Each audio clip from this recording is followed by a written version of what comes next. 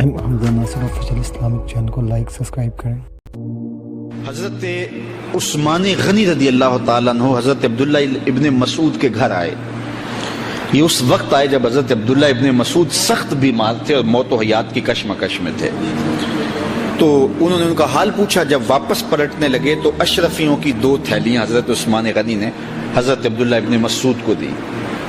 تو حضرت عثمان کو تھیلیاں دیتے ہوئے دیکھ کر کے حضرت عبداللہ ابن مسعود صحابی رضی اللہ تعالیٰ عنہ نے کہا یہ کیا ہے؟ کہا یہ جو ہے ضروریات پوری کر لینا۔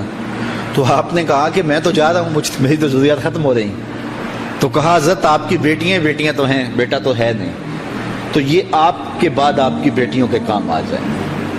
تو حضرت عبداللہ ابن مسعود کا یقین دیکھیے، فرمانے لگے کہ یہ کسی اور کو دے دو، میری بیٹیوں کو ضرورت نہیں رہے گی، اس لیے کہ میری بیٹیاں اتنی دیر تک سوتی نہیں ہیں جتنی دیر تک سورہ واقعہ نہیں پڑھ لیتے، اور میرے رسول نے وعدہ کیا ہے، اور یہ بات میں نے اپنے کانوں سے سنی ہے کہ سورہ واقعہ جو ہے وہ فقر کو دور کرتی ہے، اور میری بیٹیاں سورہ واقعہ کی عامل ہیں۔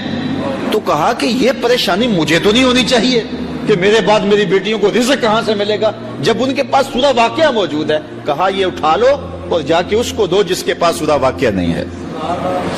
تو روز سورہ واقعہ پڑھو، روز سورہ واقعہ پڑھو، تو دیکھنا رزق کے دروازے کیسے کھلتے ہیں۔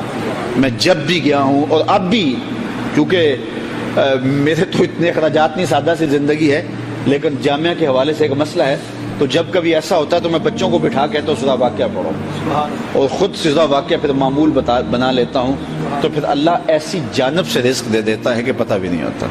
تو سورہ واقعہ معمول رکھو۔ آخری بات، اور وہ حضرت سہل بن سعد الساعدی رضی اللہ تعالی عنہ کی مرویات سے ہے۔ شکا رجل الی رسول اللہ دیک المعیشۃ والفقر، ایک شخص حضور کی خدمت میں حاضر ہوا، کہا حضور تنگ دست بڑا ہوں، کثیر العیال ہوں، بچے زیادہ ہیں، ذرائع آمدنی تھوڑے ہیں، میرے لیے کوئی نسخہ ارشاد فرمائیے۔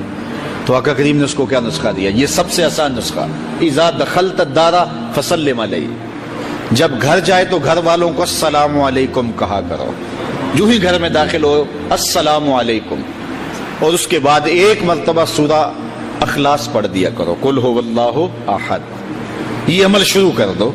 تو کہا یہ بالکل آسان وظیفہ ہے، گھر جاؤ السلام علیکم، اور اس کے بعد ایک مرتبہ سورہ اخلاص، اس عمل کو نہ چھوڑنا۔ بلکہ فرمایا کبھی ایسا ہو تو گھر جائے تو گھر میں کوئی بھی موجود نہ ہو، تو کہا عمل کو پھر بھی نہیں چھوڑنا، فسلم علیہ، کہا تو مجھے سلام کہہ دینا۔ وہ اپنے نام لیواؤں کو تنہا چھوڑتے کب ہیں، جہاں ہم دم نہ ہو کوئی وہاں سرکار ہوتے۔ کہا کہ جب کوئی نہ ہو گھر میں تو کہا عمل نہیں چھوڑنا، پھر مجھے سلام کہنا، اور پھر ایک مرتبہ سورہ اخلاص پڑھ دینا۔